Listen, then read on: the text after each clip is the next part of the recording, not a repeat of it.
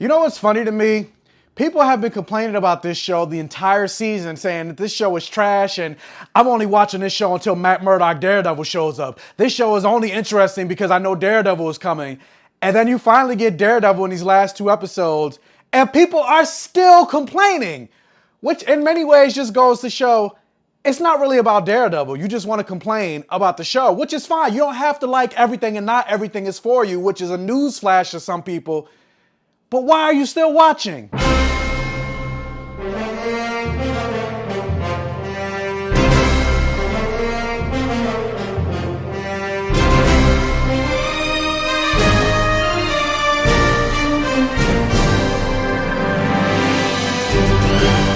And welcome to my safe haven, everybody. Thank you guys for joining and clicking on this video as I smash my way through, get it, because She-Hulk smash, my way through these two episodes of She-Hulk Attorney at Law. But if this is your first time checking out one of my videos, hey, how's it going? My name is Michael. I call myself the Black Gay Comic Geek, and I always say the things that I love to talk about on my channel has blood, sex, gore, and magic, or any variation of the four. So I like to talk about superheroes. I like to talk about video games. I like to talk about comic books. I like to talk about action movies. I like to talk about horror movies. I like to talk about fantasy. I like to talk about sci-fi. And I like to talk about black representation and queer representation. So if that's something that you're interested in, do me a favor. Hulk, smash that subscribe button. Hulk, smash that like button. Watch, like, share, comment, interact on this video for the all gay rhythm. And so, yeah, we are here to talk about episodes 8 and 9 of She-Hulk since I missed last week. So yeah, spoilers, spoilers, spoilers. But episode 8, Ribbit and Rip It, says She-Hulk represents Leapfrog, who was injured due to a malfunction in his custom-made supersuit. And then episode 9, whose show is this? Jen finds herself in trouble with the law and struggles to pick up the pieces of her life. And so yeah, the moment that so many people have been waiting for, Matt Murdock, Charlie Cox, Daredevil finally shows up in this episode. And I suspected he wouldn't show up until episode 8, after episode 5, when she went to Luke Jacobson's office to get a super suit, and then we saw the helmet, and then Daredevil wasn't in the next episode. I was like, oh, more than likely he's gonna show up in the penultimate episode and the season finale, and that's exactly what happened. And like I said in my intro, even though we finally got Daredevil, something that people have been calling for from the beginning, people are still complaining about Daredevil's interpretation and how he's been represented in the show. They don't like the fact that he's making jokes. It's like, tell me you haven't read comics without telling me you haven't read comics. They don't like the fact that Daredevil is super acrobatic in this episode compared to the Netflix show. Again, tell me you don't read comics without telling me you don't read comics. Daredevil is hella acrobatic in the comics. He's on par, maybe not in the superhero sense, but he's just as agile as Spider-Man. As a matter of fact, Spider-Man moonlighted and pretended to be Daredevil at one point in the comics. You think about like a Nightwing from DC, Daredevil is on par in terms of his acrobatics with Nightwing. So this is a more comic accurate version of Daredevil. And then I also saw on Twitter, they didn't like the fact that Daredevil slept with She-Hulk after they just met. Again, tell me you don't read comics without telling me you don't read comics. Matt Murdock is a hoe. Now, I'm not slut shaming She-Hulk or Matt Murdock, because She-Hulk be getting it in the comics too. Like, you read that Dan Slott run, she brings home a man almost every issue. Good for both of them. Like, somebody needs to be getting it in more than me, but I'm just like, dang, I wish I was in She-Hulk's position, because Charlie Cox is fine, Matt Murdock is fine. I'm like, I want to sleep with Daredevil. And then he has the echolocation power. He can hear, like, he knows the spots to touch. So I'm just like, ooh, Daredevil, Matt Murdock, let me feel that devil power, baby. But I definitely got to say, I believe that episode 8 is probably my favorite episode of She-Hulk so far. And it doesn't even have to do with the pace or the fact that Matt Murdock shows up. I think this episode perfectly encompasses everything that this show said it was going to be. It is a superhero lawyer show. And I think this episode showed both aspects of that perfectly. And it was very well paced. Unlike, I feel like, a lot of the other episodes. Now, don't get me wrong, that doesn't mean I don't like She-Hulk. I've been talking about this show since episode 1 and talking about how much I enjoy She-Hulk, but I do believe that this episode was probably the best one in my opinion. And it also kind of reminds, like, for this show to be called She-Hulk Attorney at Law, we never really got to see She-Hulk in the courtroom that much throughout this season. She's either being defended with like Titania suing her for the name of She-Hulk, or what was it, episode 7, she wasn't in the courtroom at all. And then also, now that I think about it, going back to like thinking of moments of her actually in the courtroom being a lawyer, now that the show is over, because again, I'm talking about episodes 8 and 9, but now that the show is over, I'm a little confused on that Titania fight that happened in episode 1.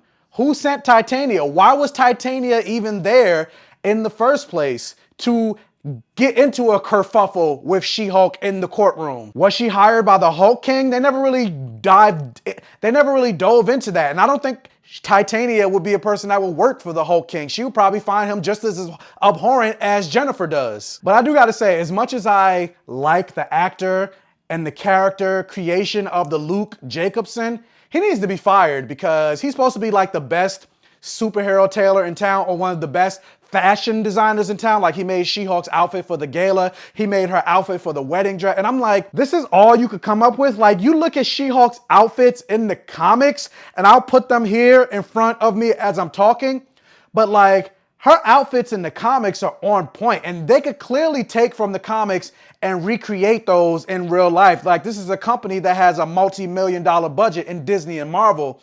And I'm like, you look at this drip that She-Hulk is wearing, Jennifer Walters is wearing, and they can't recreate that. Instead, like, and I saw a person talk about this on TikTok, and I'm just like, yeah, I completely agree with that. I'm like, this is all they could give her, especially considering it's all CGI anyway. So I'm like, this is what she wear. This is what you could give her to wear at a wedding? The famous Luke Jacobson? Because one thing about She-Hulk in the comics, you know, no matter what, she is going to look fly. And the only thing that was really comic accurate with She-Hulk in terms of her outfits was her superhero outfit, which we finally got to see debuted in this episode. And we did get a little bit of the Hulk King in this episode, the Todd Phillips moment where he called She-Hulk after she was trying to flirt with Daredevil. And he talked about how he's being sued because he stole a Wakandan spear. But part of me was just like, I feel like the Dora Milaje would just pull up in his house and take that from him, not try to take him to law. But like that moment where he's just like, oh, I've been to Wakanda. I studied abroad there. Clearly he's lying. And then he's like, the Wakanda forever. And Jen is like, that makes me a little uncomfortable. I'm like, that's probably more commentary, because I'm pretty sure there are white people out there going like, and it's like, no, I don't know. I don't think you can do that. I'm like, I guess as of right now, the only white people allowed in Wakanda is Steve Rogers, Bucky Barnes, and I guess Martin Freeman. What is the character's name? Detective Ross? No, I don't know. Whatever Martin Freeman's character's name. Yeah, Everett Ross. I was right. But one thing about this show is it's definitely doing a lot of world building. And speaking of doing some world building, bombshell news dropped that I'm like, wait, where did this come from? The Sokovia Accords have apparently been repealed. When? I feel like that should have been a much bigger thing. And then it makes me wonder, if the Sokovia Accords were repealed, why was Damage Control going so hard trying to go after Kamala Khan? Because if the Sokovia Accords are repealed, then they shouldn't be going after an anonymous random superhero in the world. But then you could also throw into the fact, well, she's a Muslim superhero. She's a brown superhero. No matter Sokovia Accords or not, anti-blackness, anti-brown ideology is everywhere. So all they see is a little brown person with powers. So of course they're going to want to go on the defensive. And they did throw a little bit of racism and xenophobia into Miss Marvel. So I guess that kind of answers my question right there. But still, I'm just considering how big, obviously Civil War was a huge movie and it had huge ramifications in the MCU. So the fact that they just dropped it right there in this episode was just like, yeah, the Sokovia Accords were repealed. I'm just like, wait, what? And then he's like, we know the Sokovia, like, what was it, Matt Murdock? He was like, we all know the Sokovia Accords were repealed. It's like, wait a minute. I didn't know that. When did that happen? Like, what? But yeah, so eventually the episode ends with She-Hulk and Daredevil getting freaky in the sheets. And then they go to the gala where she's honored as, you know, top female lawyer of the year. But it's like they nominated literally every female lawyer there. It wasn't like she was getting honored because they literally nominated all the women. And it kind of reminds me of something that it happens in real life, where it's like a lot of times they won't nominate black people for an Oscar, but then one year it seems like every black person gets nominated for an Oscar that year. And then the next year, it's back to crickets again. But Intelligentsia finally makes their move on She-Hulk. And basically, they pull, there's a documentary on Netflix called The Most Hated Man on the internet. And I can't, Hunter Moore, he had that website and he was releasing basically revenge porn on the internet. That's basically what they did in this moment. They basically released She-Hulk sex tape with that guy, Josh. And it causes Jen, understandably so, to Hulk out. She lost control. This is the moment that she wasn't great at controlling her anger. And she basically almost destroyed, because part of the roof collapsed. She destroyed the projector and people got scared of her. People were afraid because now they're seeing, all they're thinking of is a Hulk losing control, a Hulk losing their anger. And it goes back to something in, I think, episode 1 or 2, where Bruce was telling Jen, all they're gonna see, there comes a moment where if you lose control, you become a monster. All they see you as is the monster. No matter what you do, that's all they're going to remember. And that kind of throws into what ends up happening in this final episode, episode 9, where we see She-Hulk is in the same cell that Emil Blonsky Abomination was in. And I'm like, they locked her in a cell for real? Like, it's not like she did anything criminal. Like, they literally released a sex tape of her, and she tried to catch the people that did it, but they wouldn't I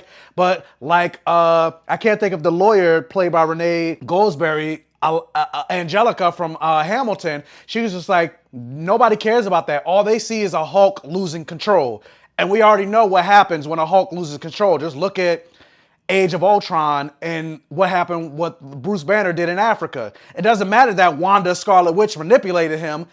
They don't care about all those details. But she was able to get released if she was, the same deal as Emil Blonsky. She never turns into She-Hulk ever again. And I will say, episode 9 was probably the most She-Hulkiest of She-Hulk episodes of the entire season.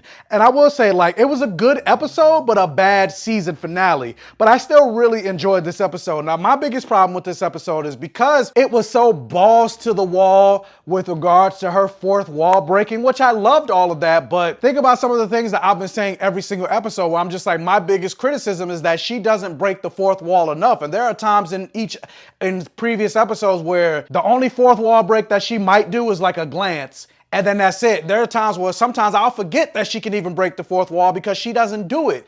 But then you get to this episode, she's not just breaking the fourth wall, but she's breaking the fourth wall. She tore it down. And it's very reminiscent of things that she does in the comic. There are moments in the comics where she'll rip through the comic panels to, like in this episode, she talks to John Byrne, who wrote one of the 80s She-Hulk's comics. She would have conversations with him and talk about storylines that's happening in the comics. So it's very reminiscent of She-Hulk in the comics. She was doing this long before Deadpool, but because it happened so little in the previous episode, in many ways, it almost kind of felt jarring to do as much as she did in this episode. But overall, I still thought the episode was fun. When we got the reveal that Todd was Hulk King, and I hate that name because it makes me wonder, so are we not gonna get Hulkling? Because I'm like, Hulk King is too close to Hulkling, and I'll also get more into that based on what happens later in this episode. But when they started fighting, he injected himself with the blood and turned himself into a Hulk, and then Titania showed up, and I was like,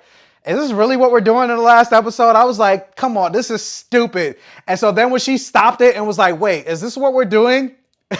And I was like, okay, good. I guess I'm glad I'm not the only one. But that moment where it went to the Disney Plus screen, I was like, and I'm pretty sure I'm not the only one that thought that. I was like, did I sit on the remote? What just happened? Because I was group watching it with a friend of mine. So I was about to be like, did you pause it? What just happened? And then she bust out the She-Hulk logo. I was like, oh, so we're really breaking the fourth wall in this episode. And then when she goes to the Marvel Studios lot saying that she wants to speak to Kevin, I knew something was going to be up because I always watch these shows with captions on. And whenever She-Hulk mentioned Kevin, it would be spelled like Kevin Feige. But whenever the writers mentioned Kevin, it would be spelled Kevin. And we do eventually get to meet Kevin, the knowledge enhanced visual interconnectivity nexus, which basically shows that Kevin Feige is a giant AI, almost kind of like the architect in The Matrix, watching everything that's happening in the Marvel Cinematic Universe. And actually jumping back a little bit when when Pug, and I love the character of Pug. I wish we got to see more interactions with these side characters with Pug and her best friend, why am I drawing a blank on her name? Nadine? No, that's not her name. Nikki. And that is kind of another criticism of mine with regards to this show. I feel like the side characters didn't get enough love and didn't get enough development and didn't get enough screen time in this show, because Pug and Nikki, I love those two characters. Like, even when She-Hulk got the Female Lawyer of the Year and Pug was like, Lou, let's go! Like, I like him. And then, like,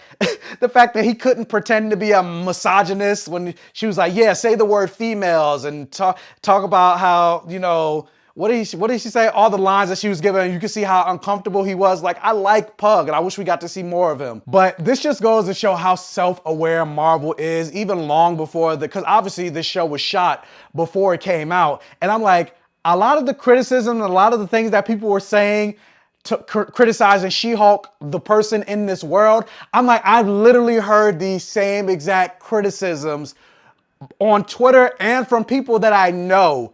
And I'm just like, and then it's funny enough because it's like a lot of the people that are being criticized, they probably don't even realize that She-Hulk is talking about them. And it's like the sad reality of the fact is, and like I said, there are criticisms, there are legit criticisms of the show She-Hulk, but the people that have been criticizing, have been the loudest criticizing She-Hulk, they weren't using legit criticisms. They were complaining about Bruce Banner making margaritas. They were complaining about She-Hulk saying that she is a better Hulk than Bruce Banner, which is not what she said. They were complaining, saying that this show was anti-man, which is definitely not the case. Like, Pug, freaking Bruce Banner, Wong, like, there's a whole bunch of men in this show that this show does uplift and this show gives credence to. Matt Murdock, like, so the show's not anti-man, or people saying toxic femininity or whatever with regards to this show, and it's just like, Jesus Christ. Like, and so yeah, people like that, this is what this show is criticized. You are the joke of the shows. And it's not men that are the butt of the jokes. It's you assholes that are the butt of the joke. But anyway, speaking of more self-aware stuff, I love the fact that she was like, when are we gonna get the X-Men? And Kevin was like, it's not time for that yet. Like, obviously,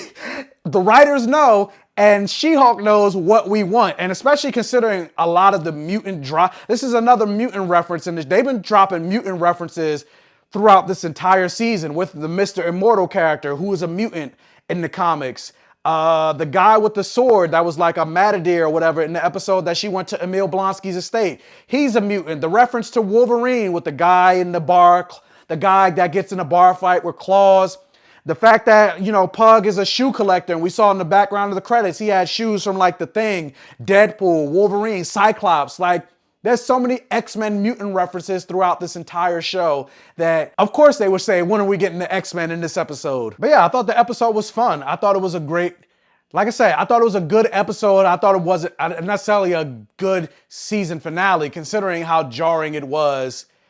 But I guess that's kind of the point, because She-Hulk said, like, which is very true, a lot of Marvel movies and things end on the same formula. Marvel's been around for so long, as rested on their laurels, they all end on like a big CGI monster fight, which I kind of like. One of my criticisms with Shang-Chi, I was like, I wish we didn't necessarily have the dragon fight. I get the significance of it. It's just, you know, Chinese lore and this big Chinese dragon, but at the same time, it's a Kung Fu movie. I wish it ended on a Kung Fu battle with Shang-Chi, his sister, Jia Young. I can't remember her sister's name, but Shang-Chi, his sister, and their father. I wish that was the big climactic battle. So, I mean, I do love that. I do love that Marvel is now in a position that they can take more risk. I mean, look at what we got with Werewolf by Night. If you haven't seen my review for Werewolf by Night, check that out. If you haven't seen Werewolf by Night, check that out. But with that, because She-Hulk, you know, like I said, Daredevil knows, Matt Murdock knows where to touch. She was like, you know what? I want Matt Murdock to come back, and he sure enough came back for round 2.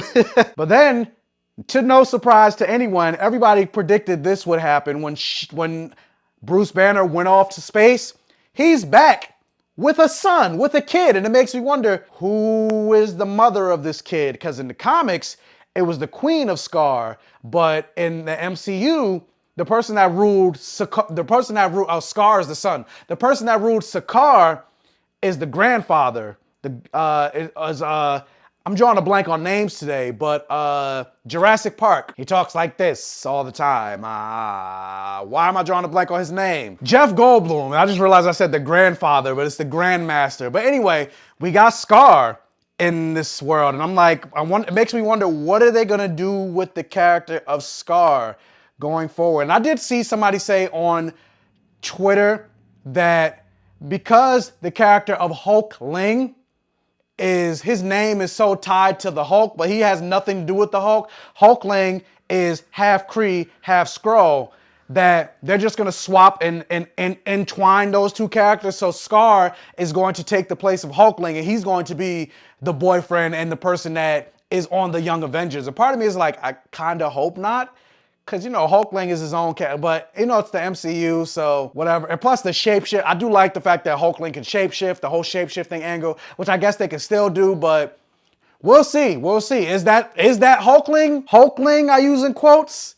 Who knows? I don't know where they're going to go with the whole Scar angle, so we'll find out. And I'm also curious of where we're going to see the Hulk next, because people are saying, oh, it's leading into World War Hulk, but I'm like, but they kind of already did that with Thor Ragnarok. Like, that was World War Hulk. They just combined that and made that into a more Thor-based storyline, but that was literally World War Hulk. But who knows? We'll see. But anyway, what did you think about these episodes of She-Hulk? Because I'm pretty much done. I said everything I need to say. I would say overall, I would give this season of She-Hulk, I wouldn't say it's, I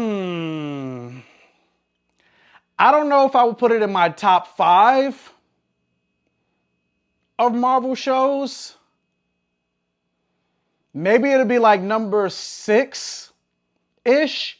I'm trying to think off the top of my head. I have to like really think about it, but I would say probably as of right now, it'll probably be like my top 6. But episode 8 is definitely my favorite of the season 1 of She-Hulk Attorney at Law. But with that said, where would you rank She-Hulk in terms of your MCU shows? What is your favorite episode of season 1 so far? Let me know all of your thoughts and predictions. Do you think Scar might end up being the new Hulkling? Let me know all of that stuff. Or do you hope he's not? Do you want them to actually have the character of Teddy Altman Hulkling and let Scar be his own thing? Because then also you got Scar, you got Amadeus Cho, who might get introduced in a certain point. Who's also a Hulk. But then you have Hulkling, whose name is Hulkling, but he has nothing to do with Hulkling. But then it's like, so I don't know. It might end up being true, especially with the combination of you had a Hulk King. I don't know. But anyway, let me know all of your thoughts in the comment section below. Again, also, if you can, please hit that thumbs up button and like this video to help out with the channel. If this is one of your first time checking out one of my videos, please check out the other videos on my channel. And if you like what you see, please subscribe for more and hit that bell notification button so you're alerted every single time I post a new video. And tell your friends, families, and neighbors about my channel to help me continue to grow. And as always, I will catch you guys next time.